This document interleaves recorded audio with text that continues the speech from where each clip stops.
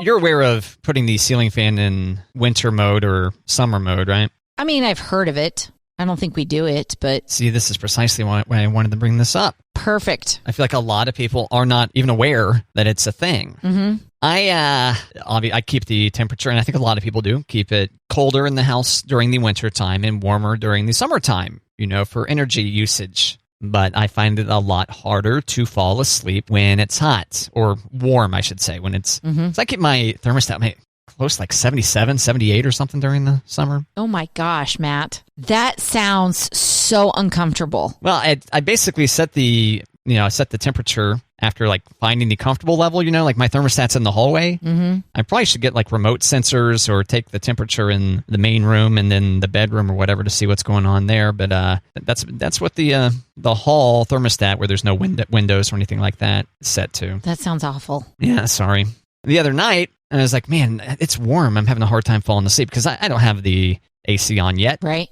Especially with the recent kind of cool down. Right. But the other night I was like, oh man, and I was like, because I always have the ceiling fan kind of going, like rotating that air. And then I was like, that ceiling fan is in winter mode. I should flip it into summer mode and get that breeze going. And sure enough, I got comfortable real quick, Kate. There you go. I shouldn't say we don't do it.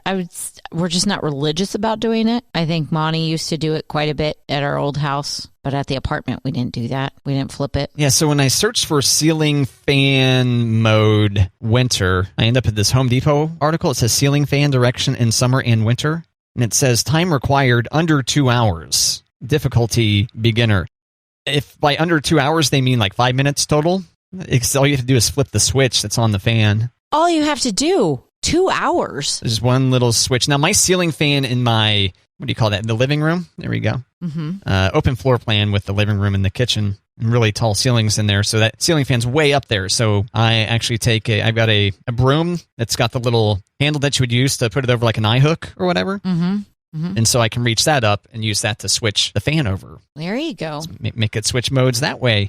Yeah, it can be kind of trying. It can be a little bit obnoxious at time, but it's never taken me anywhere close to 2 hours, like this Home Depot article indicates. But they're designed to, unless you really mess up and modify your fan when you're installing it, there is a certain direction your fan goes, right?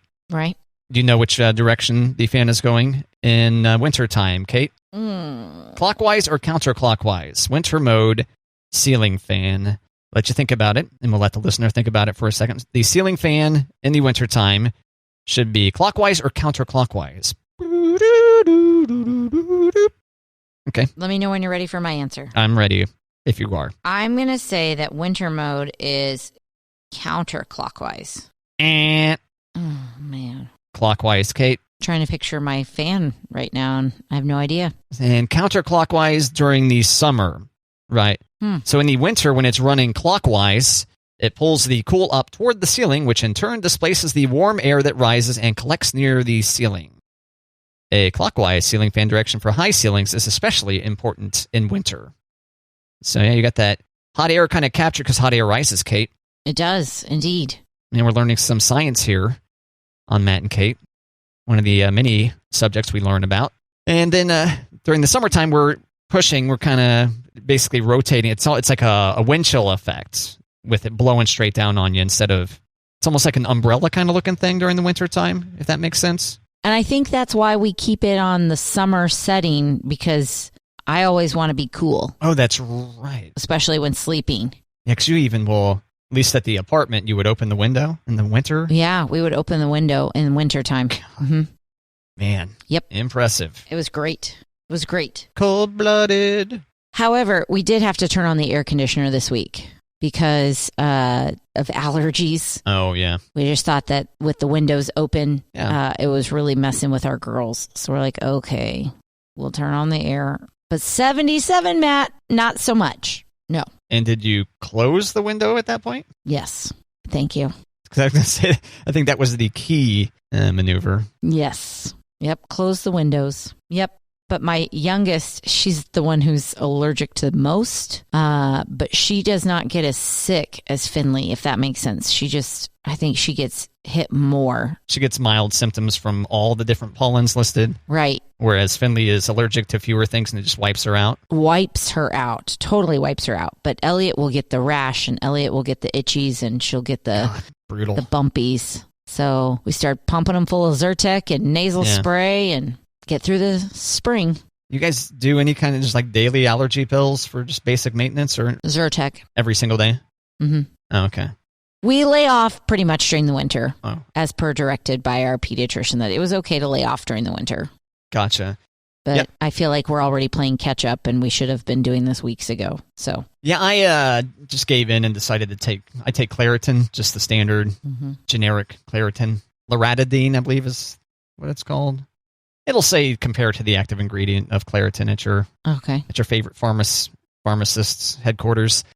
And I just gave in. I was like, I'm just going to take one of these every single day because I don't experience side effects from it or anything. And I got sick of trying to time it with the seasons, you know.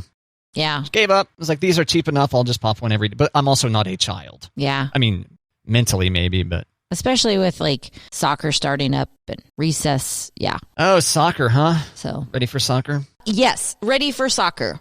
Ready for soccer. I finally recovered from playing my nephews in soccer from Easter. You just recovered? Yeah. Well, yesterday I felt I was like, oh, okay, I can stand a lot more now. You know? Some sore muscles. Yeah, because typically I stand up the entirety of the show, and just took me a while to get out of the chair again. Just a little bit more each and every day, but boom, here we are. Back at it. Yeah, I feel good. Yeah. But your children doing soccer.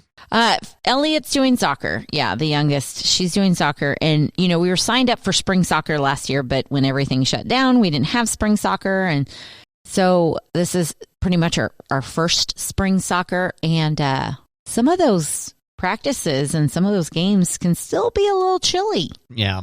You know, they're not, it's soccer season, so it's going to be 70 degrees. So like, I just don't want to have to go sit in the rain or the cold. Yeah, well, you know, one of my, a pretty vivid childhood memory for me is playing soccer as a kid and there being like frost on the grass, you know, kind of crunchy. It's horrible. There's a lot of synthetic fields out there now, turf fields. They played at a synthetic field, their first game, at a grade school. Yep. Chilly, but I mean, it's different if you're a little kid, first off, and second off, if you're running around a bunch, that helps too. That does, instead of sitting there in your little camping chair going, good job, keep it up. And you might look like a lunatic running up and down the sidelines. But I look perfectly normal with my insulated cup. Full of alcohol. And my warm drink. Full of whiskey. And hot chocolate. Yeah. Whiskey and hot chocolate go well together? I don't know. Okay. Hot chocolate masks alcohol well. And warms you up. Kid's pretty stoked. You just have just Elliot playing soccer? Yeah, it's too much running for Finley. Okay. It's too much. She'll do basketball and she'll do volleyball, but and she's in a volleyball league right now where they have workouts and scrimmages once a week, so she does that. But I told them that I was signing them up for camps this summer. I was like, hey, I found a soccer camp and 2 basketball camps that you guys can go to and a volleyball camp. And they're like, no, maybe not. And like, it's 5 days, 3 hours a day. You're going to do it. And they're like, I mean, okay. I'm like, what else are you doing this summer? And they're like, nothing. I'm like, yeah, that's the point. You got to do something. How's Elliot's trash talk doing? Always. It's on par. It's always gross. Ugh, this kid. On point, then. I mean, she does very well at trash talking. Very well. But when it starts to like cross over to like snottiness and brattiness, then I got to shut her down. It still stands out to me when you were telling the story. I think she was in goal, right? Yeah. And had just blocked a shot or something. It was like, not today, ladies. No, not even blocked a shot, Matt. Like she stepped in front of the goal and all of a sudden would start slapping her hands like, not today, ladies. I'm like, oh, okay. You've never been in front of the goal and you have this attitude. You're about to eat it. And did she? No, Oh. They didn't get it down there to her. I'm sorry. Thankfully.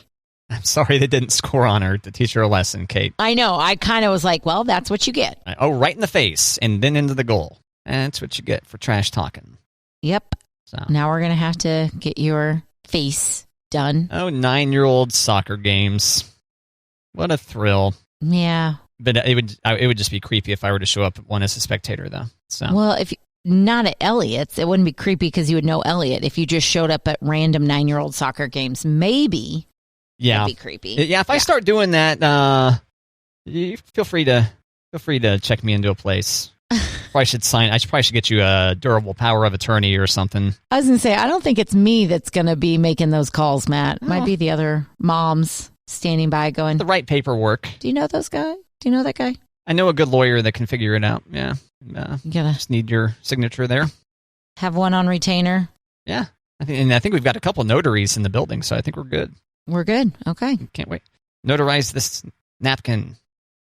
Please, and thank you. Yeah. Did you hear about the shrimp tail and the cinnamon toast crunch? Yes. Go ahead and fill in the listener, though. Okay, so a guy found a shrimp tail in his box of cinnamon toast crunch. He was pouring out a cereal into his bowl, and he pulled out something that looked a little weird, and he investigated it, and he said, that's a shrimp tail.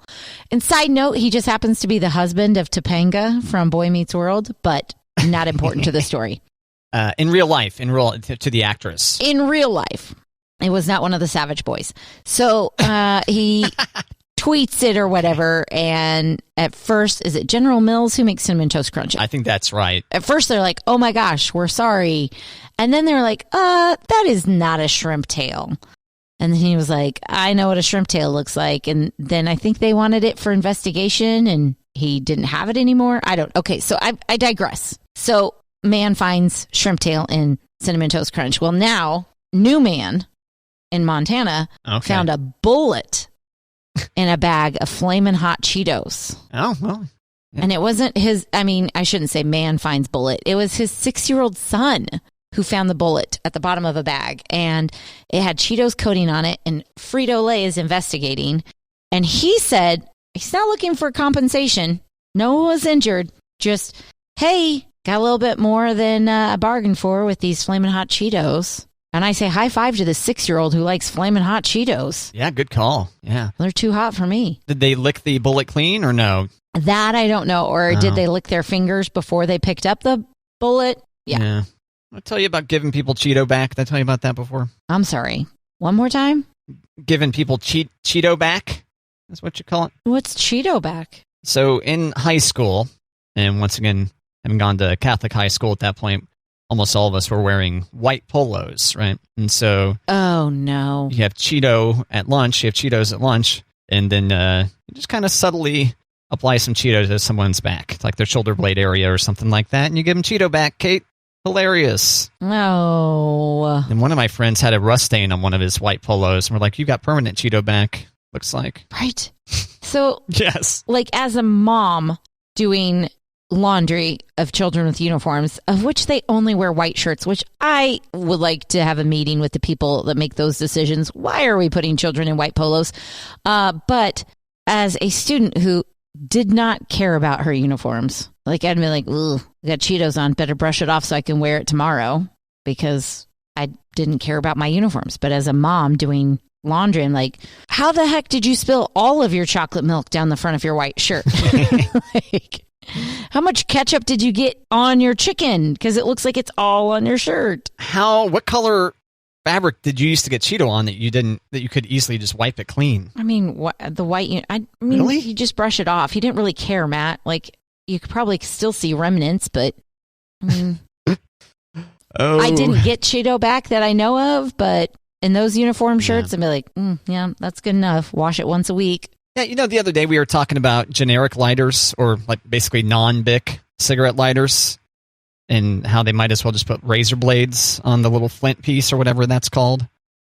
Right. Like Bic has got a patent on the comfortable little flint piece. I have no idea if that's even close to what that would be called. I feel like similar to that, you can't go generic with your Cheeto. I don't think such a replacement exists, Kate. Did you find any? We sometimes do the Great Value Cheetos. Okay, so they come from the same factory? Isn't that the key? Do they? Would Frito-Lay make Great Value? Well, a lot of generic food comes off the same production line. I need to make sure that Monty listens to us today because he does not believe that. So carry on. Well, there's no guarantee. Education. That's what we're all about here on Matt and Kate. Right. Education, literacy. Oh, and it's still National Library Week, Kate. It is. That's right.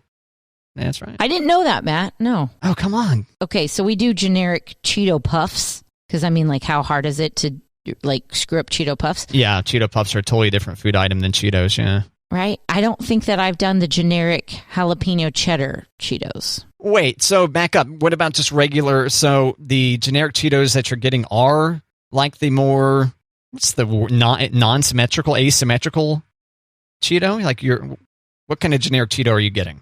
Puffs. Well, okay. Well, that's what I'm saying. That's what I'm saying. But those aren't Cheetos. I guess Cheetos makes a... They are Cheeto Puffs. They make... Oh, yeah. It's a sub-brand of Cheeto, or it's a sub... No, it's the same as like doing the Flamin' Hot or the jalapeno cheddar. They're all Cheetos. It's just the variation. It's Cheeto Puffs. I think it's a sub-genre or something like that. I don't know if I count that as... Like, you can just say Cheetos, you know? I feel like you got to say... It's like saying I'll take a Coke versus I'll take a Diet Coke. Two totally different food items. Don't you think? I'm just gonna let you have this one. Okay. You guys prefer the Puffs in your family? We do. Oh, okay. Unless it's the jalapeno cheddar, because then that's what I like. Jalapeno cheddar not available as a puff? Mm-mm. Nope. Okay. You ever put a bunch of Cheetos in your sandwich? I do not. Does anyone in your family? No. Oh, you guys are missing out, Kate. We'll do tortilla chips on PBJs, and Monty will sometimes put potato chips on his ham sandwich. Yeah, that would work. I think that's where we're out on chips on sandwiches. Cheetos would be good on a ham sandwich, too. Mm. You should sneak some into Monty's ham sandwich sometime. He'll never know. Pardon the expression. Why is my ham sandwich orange? Take a bite and find out. It's going to be embedded into the ham, right? Into a couple pieces of ham? I mean, you're not going to notice that your sandwich is bumpy? And I got to cut the sandwich in half, remember? He likes it cut in half, so... Oh, come on, Monty. I know. Yeah, so he is going to see exposed Cheeto. Right. What if you ground up some Cheeto and sprinkled it in there? I have thought about doing the Cheetos ground up, like in the food processor. And I saw at Pinterest where you do an egg wash over a string cheese, and then you coat it in the Cheeto dust, and then you bake them, and then you're supposed to have like mozzarella sticks. Mm-hmm. That sounds delightful. Right? You could probably do something. You could probably do like a chicken parm with Cheetos too, couldn't you? Right? Yeah, I've used Cheez-Its in cheeseburgers before. I've ground up Cheez-Its for like a breading. Oh, okay. And cheeseburgers. Those were good. Some good common sense tips here, Kate. These are easy. Yeah. We won't get into making black beans again here on Matt and Kate, but yeah. If you want the protein but don't want to taste them. Or know that they're there. Oh, you're talking about just taking the canned ones and blending them in with the taco meat. There you go. Yeah. I meant preparing them from dry. The convoluted. Yes. The fancy way. Rinse, soak for overnight, then rinse again, and then cook for 45 minutes to an hour or whatever. I guess it wasn't that complicated to explain, but... It just sounds like a lot of work. Yeah, I mean, it's not that much work in aggregate, but when you count the waiting period, yeah. Yeah, think of all the car washes you can get in all that time. Yeah, you and your car washes, yeah. Yep. You could probably do some bean prep in the car. I definitely could, but I will not. No bean prep in the car, please. That's enough to make you need to clean the inside of your car. So my friend Kevin is a paramedic. Mm-hmm. I didn't know that, but actually he's a captain now. He's a fire captain or whatever. Oh, watch out! Yeah, congratulations, Kevin. Well done. It's been a minute since you got it, but congratulations still. Here you go, publicly on the radio. Aye, Captain. Yeah, so he's our age. Okay. 40, Yeah. And so, but there's a lot of whippersnappers there around that he, encounters at the firehouse or firehouses or whatever. That's the right word, right? Whippersnapper? Yeah. Okay. Grandpa, keep going. So I was telling him how I was getting into cold brew coffee, right? Right. And I was like, oh man, that's really good. And he goes on to say like people that are into that just have way too much time on their hands, more or less, because of all the single guys, I think, that he knows that are into cold brew. And I was like, well, it's not that hard. You just have to know that you want it the next day and just soak some coffee grounds in water, and then cold brew. It's not that hard. You just have to know. What did Kevin say? And he's like, yeah, too much time. And well, the only real time that you have on your hands is to read the article. That you had enough time in your life to read the article about how to make cold brew. It really doesn't take that much time. And in fact, it's like one batch can last you several days. Really? So I don't think he was pleased with my answer. Mm-hmm. He's just thinking. He wasn't angered with me. I just don't think that he accepted it. You sound like one of those whippersnappers. I do. That's what he was probably thinking. Yeah. You and those whippersnappers with all that time on your hands. Yeah, well, especially since I said, listen, Pops. But. That's funny. How do you know you're going to, I guess coffee drinkers know that they want coffee every day. So. Yeah. I was going to say, how do you know that you're going to want that the next day? But. Yeah, I've slowly evolved into a cup of coffee a day person. Whereas previously I just had a cup of coffee from time to time on the weekend, but it's just a slippery slope to more and more coffee, Kate. And so here I am, and then the cold brew, a new experiment with just in the last couple of weeks. And it ends up being like 24 ounces at a time, which is good for a few days worth of cups. I was like, that's a lot for a day, but 24 ounces for a couple days. Okay. Yeah, because you can just leave it in the fridge for like up to a week. You can keep it refrigerated for a long time. And just and so if you think of total prep time compared to running a coffee maker each day, it's a time saver. But I don't think I could convince him. And I'm probably not convincing a lot of people right now. Yeah. I mean, I don't know a lot about coffee, but I think the Keurig has got to be a godsend for a lot of people, right? You just pop the pot in, push the button, voila, there's coffee. Yeah, coffee snobs say that that's gross. I think Keurig is amongst the worst. I think it does okay overall. And all this, the K-Pods, little Keurig deals, you know what happens with those, right? The choke the baby seals? Sea turtles. Sea turtles. Come on, Kate. Okay. I thought we were going to change sea life because it was a different product. No? Okay. Oh, okay. Right, because previously the sea turtles were... Flossies are for baby turtles. Yeah, the flossies were for baby turtles. Okay. And K-Cups are for baby seals, yeah. All right. Well, at first I thought you just forgot which sea animal we were concerned about choking on things, but you wanted to designate a different sea creature to... Right. And specifically one with the word sea right in the name to choke on the K-Pods. Baby seals. Can't you recycle K-Pods, K-Cups? Aren't they plastic? I think most of them end up in... recycling plastic is kind of... Oh, so we don't do K-Cups, but we don't recycle? I don't think that those are recyclable. I know, but what were you going to say about recycling, Captain Planet? Come on. It's more economical to make new plastic out of oil, so the plastic you throw in your recycling oftentimes doesn't get to a recycling opportunity, and it's also kind of questionable recycling some plastics. So you don't think it's the thought that counts? I think the thought does matter. Okay. I mean, so should we stop recycling? No, I'm not saying that, no. Okay. But cardboard and aluminum are far more recyclable than like plastic, for sure. Okay. But I'm not going to act like I'm a recycling expert.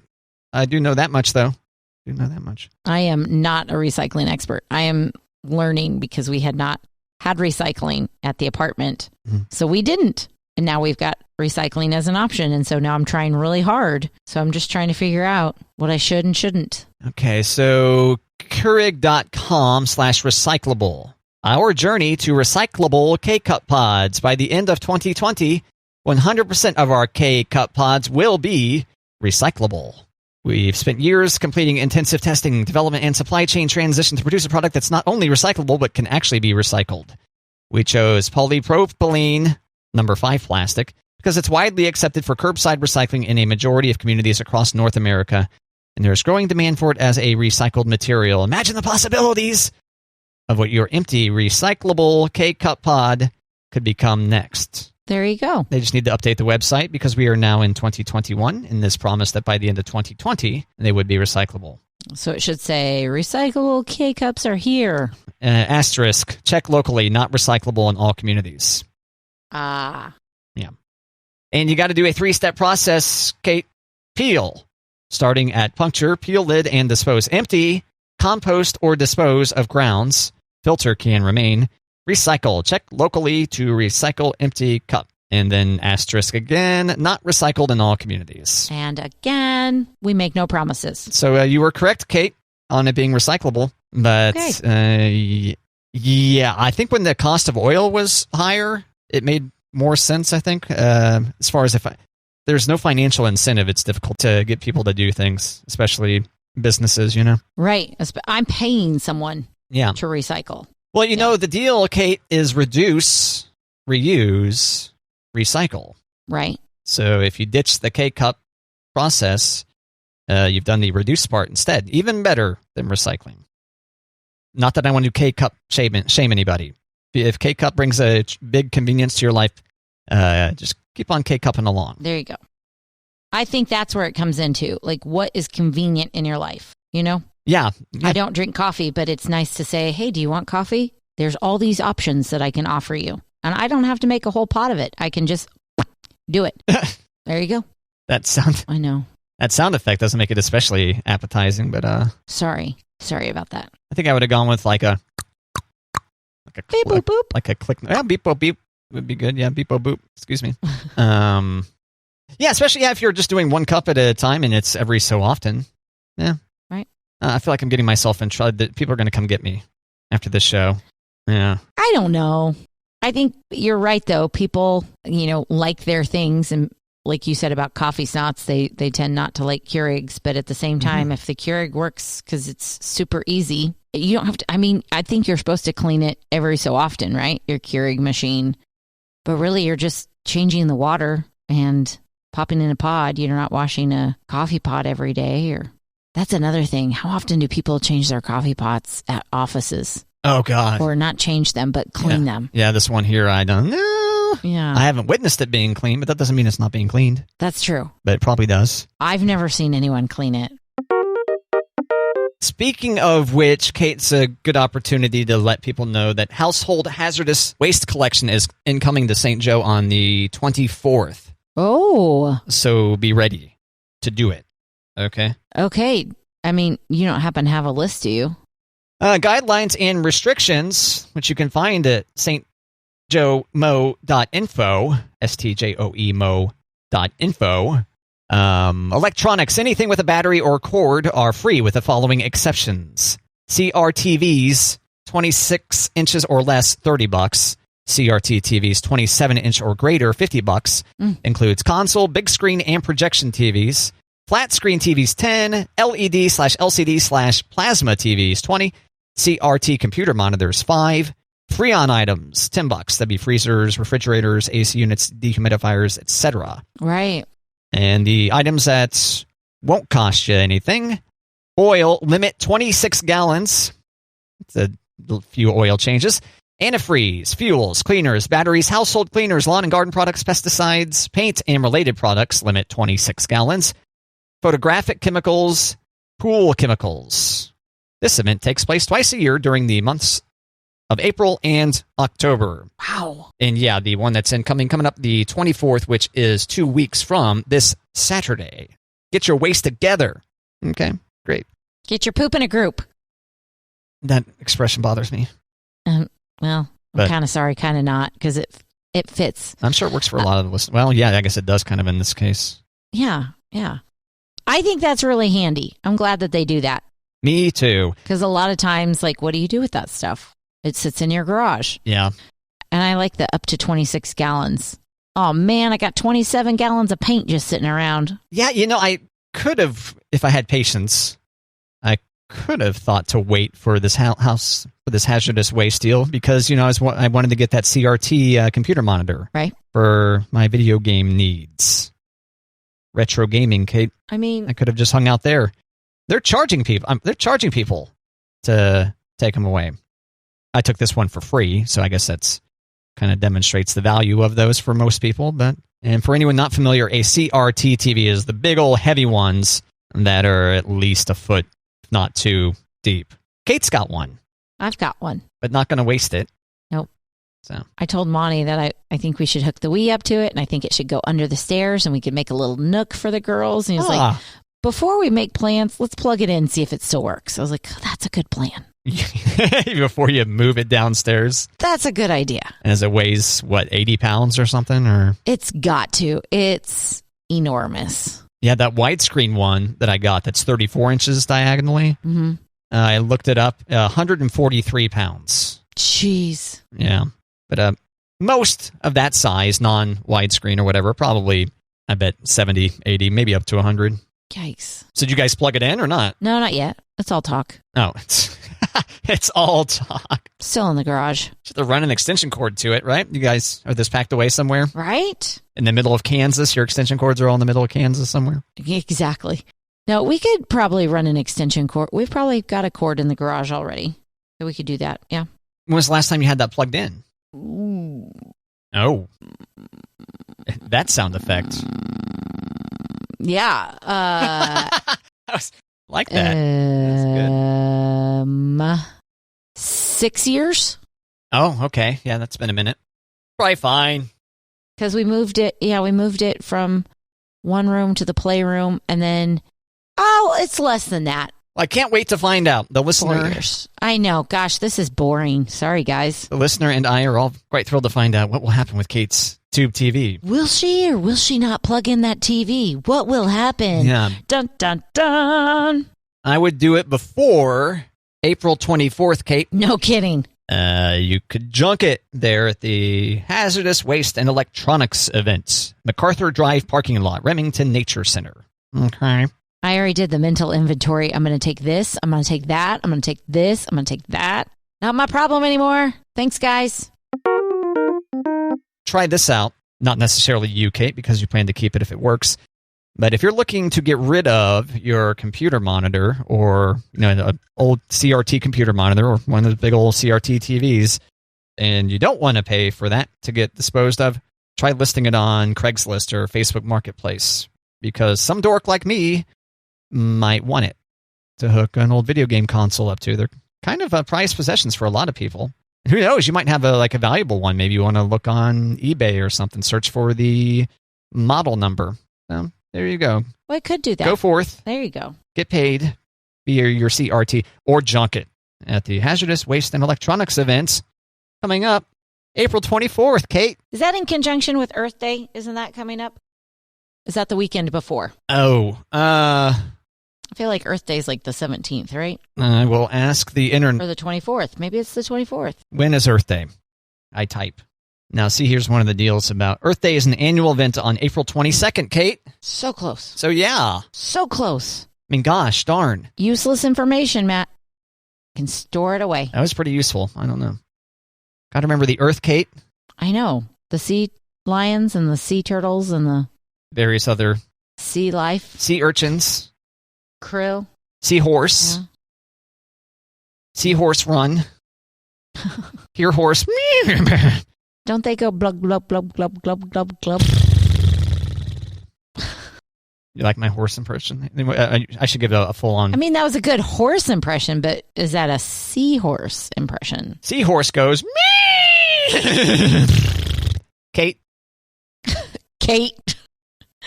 At the end. And to any listeners that were worried that I just spit a bunch of COVID on to Kate, don't worry. My face is pointing the opposite direction. So. Yeah. Everybody's safe here. We try to not have our faces point at each other. Matt and Kate. Oh, we need to get that on a mouse pad. I know. I was like, is that our new slogan? I don't know if that's a coffee mug. That may just be a mouse pad. So far on the coffee mugs we have, don't talk to me until I've had my Matt and Kate. Did I finally get that right? You did. I keep on butchering it. See, if I had that on a coffee cup, wouldn't mess it up so much. See, if you were drinking out of it, you would get it. But I don't have that coffee. I guess I could just take permanent marker to a coffee cup. It could be a concept item. Walk around the building with that. Yeah. Kind of like your t-shirt that says emails. That's nothing like my t-shirt that says emails. I mean, you could just walk around with a t-shirt that says that. That says, don't talk to me until I've had my Matt and Kate? Yeah. That'd be a very meta thing for either of us to wear. Don't talk to me until I've had my Matt and Kate. I mean, it's all about promoting. I guess you and I have our Matt and Kate when you and I start talking, Kate. Well, don't talk to me before I have my Matt and Kate. Okay, I won't. See? Ooh, what a conundrum. I know.